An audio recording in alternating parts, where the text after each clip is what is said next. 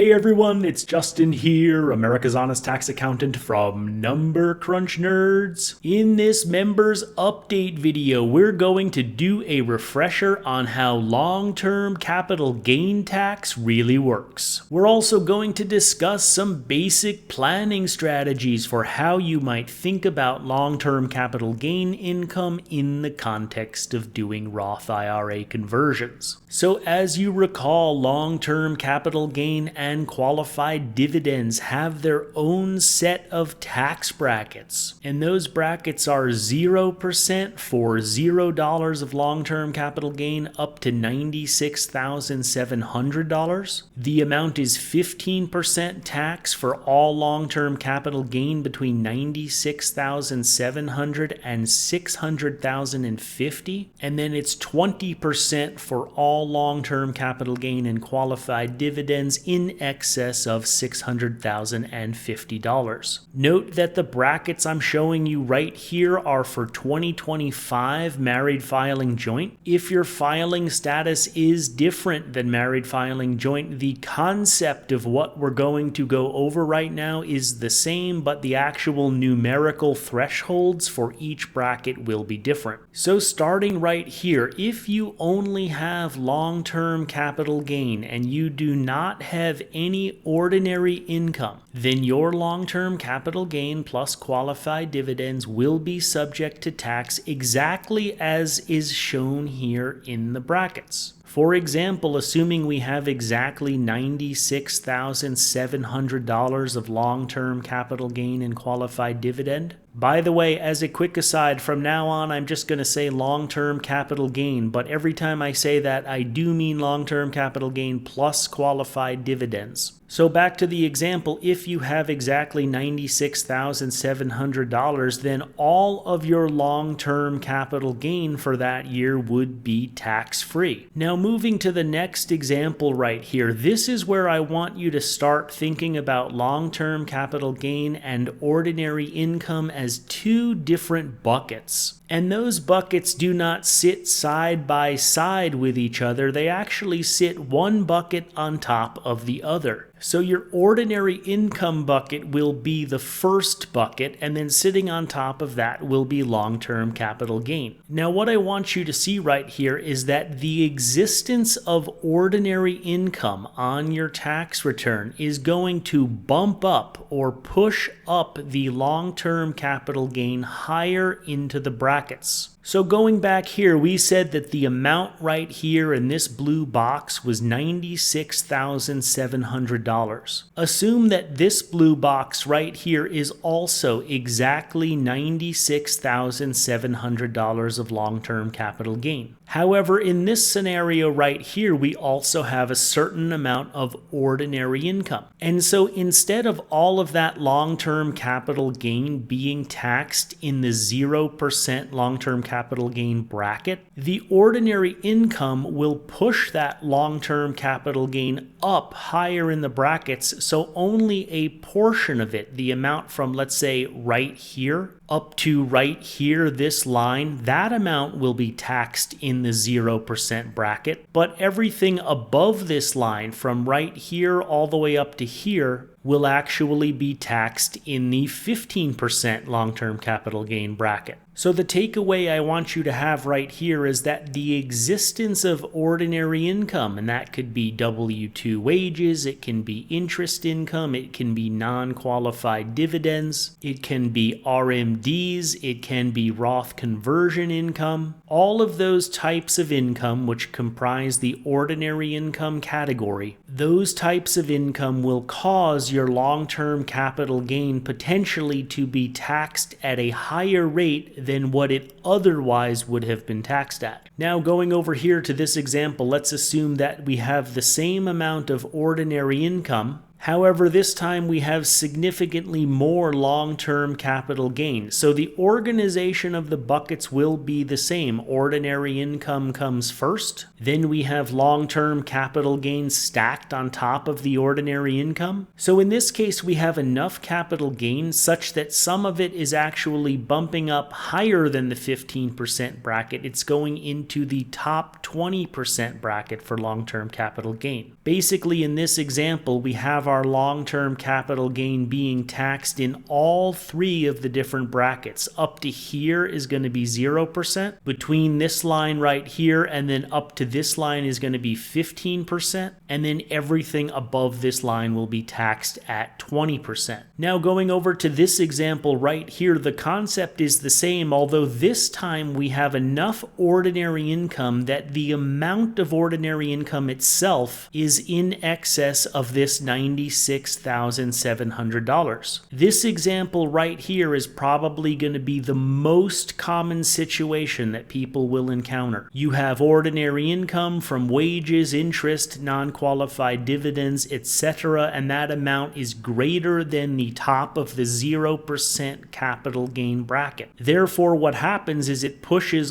all of the long-term capital gain up into the next brackets. In this case, the amount of long-term capital gain is not sufficient to go higher than the 15% bracket, but if we look at the next example over here, we do have enough long-term capital gain such that all of it is either taxed at 15% or the amount that has been bumped up beyond this line, that portion is taxed at 20%. The key takeaway that I want you to have right here from the ordinary income scenarios is that when people say long-term capital gain is taxed at the 15% preferential rate, they're basically implying that they're talking about the most common scenario, which is this one right here. But technically speaking, that would be an incomplete statement to just say that long-term capital gain is taxed at 15%. Long-term capital gain could be taxed at 0%. It could be taxed partially at 0 and partially at 15. It could be taxed partially at 0, 15, and 20. It could be taxed partially at 15 and partially at 20, and it could just be taxed at 15. It is going to depend not only on how much long-term capital gain you have, but how much ordinary income you have as well. Now let's talk about some high-level planning strategies based on these charts. Starting right over here, let's say that a big portion of your ordinary income was, for example, a Roth IRA conversion. And you notice that by doing this amount of Roth IRA conversion, what you're going to end up doing is bumping up a portion of this long-term capital gain into the 20% bracket. So what you might consider doing when you're finalizing your Roth conversion strategy for that year is saying, you know what, maybe I should just reduce the ordinary income just a little bit, reduce the amount of Roth conversion. And then by doing that, I could actually bring that capital gain down like this and get all of it back into the 15% bracket. So I avoid the extra 5% tax that's going to be tacked on right here simply by doing a little bit less Roth conversion in that particular year. On the other hand, perhaps we could think about it in the opposite direction right here. Let's say you're considering doing this amount of Roth IRA conversion. You know you have long-term capital gain this year. You know you're expecting more long-term capital gain in the future. You don't want your capital gain in any future year to get bumped up into the 20% bracket. So you say, you know what, I got a little more room here in the 15% bracket in the current year based on this amount of Roth IRA conversion down here. Maybe what I'll do is increase the amount of Roth conversion just enough so that I can bump this up to the top of the 15% bracket but not above, something like this, for example. And then I can get some more Roth conversion done right here, knowing that next year I'm going to have even more long-term capital gain, and I don't want to accidentally bump that up into the 20% bracket. So I may as well max out the 15% bracket this year by completing some additional Roth IRA conversion. Now, what about over here? Let's say, for example, that you're doing some Roth IRA conversion, or you have another kind of income over which you have some control or discretion. You see that you have long-term capital gain in that particular year, and some of it is being bumped up into the 15% bracket. And you say, you know what? I have some other years where I might do a Roth IRA conversion instead, and I'm not actually expecting any long-term capital gain to occur in those future years. Therefore, it might be better for me to do less Roth conversion this year because I have room to do it in the future. But by reducing it, let's just say I decide I'm not going to do any Roth conversion this year, then suddenly this long-term capital gain comes down out of the 15% bracket and is all taxed at zero. So now there's no tax on anything if you were to do that strategy in this simple fact pattern. The takeaway I want you to have from those examples is that if you really understand how this long-term capital gain tax bracket works, and you understand the interaction between long-term capital gain and ordinary income, it will enhance your ability to do tax planning because you'll be able to observe and identify, hey, I'm pushing this long-term capital gain up too much. I'm bumping some of it up into the 20% bracket. If I adjust my ordinary income somehow, I can move this down into the 0% bracket, or I could move it down out of the 20 into the 15% bracket. That understanding gives you more opportunity to find tax savings, to refine your strategies, and to keep more money in your family's pocket. That is the point of everything we're talking about on this channel, is how do you minimize your taxes and maximize your after-tax cash flow. And you have to have an understanding of how these things fit together, as opposed to just saying long-term capital gain is taxed at the 15% rate and not really understanding that that is not a complete statement. But if that is all that you think about long-term capital gain, then you have the potential to miss opportunity in the 0% bracket. You have opportunity to mistakenly push yourself into the 20% bracket when you don't really have to. And so that's why I say it pays to understand how these things work in detail and how they fit together. Now, one more thing over here. Let's say that you have an ordinary loss. You may have something like this, for example, flowing through on a K1 from a partnership or an S corporation. If you have an ordinary loss in the same year that you have long-term capital gain, then what happens is the ordinary loss will offset the long-term capital gain starting in the highest bracket and working its way down. Now, if you find yourself saying, wait a minute, I thought that you can't offset ordinary income with long-term capital loss, you are correct. Up to $3,000, of course. You can offset ordinary income with up to $3,000 of capital loss per year. But otherwise, you are correct. You cannot offset ordinary income with capital loss other than the $3,000. However, that's not what I said. I said you can offset long-term capital gain with ordinary loss. And I know for some people that may seem like a foreign concept because you've never had ordinary loss. Generally, individuals won't have an ordinary loss unless it comes from a business somehow. That could be a Schedule C business, or it could be flow through from K1's partnerships and S corporations, as I just mentioned. But the point I want to drive home here is that the ordinary loss offsets the capital gain starting up here in the highest bracket and working its way downward, which is sort of the opposite of how the ordinary income works. So for example, let's say you have this amount right here of long-term capital gain, and you have this amount of ordinary loss. Well, then some of your long-term capital gain will get taxed at 0% up to right here, this line, and then some of it will get taxed at 15% up to this line right here. And then instead of all of this right here getting taxed in the 20% bracket, only the amount between here and the amount of ordinary loss will get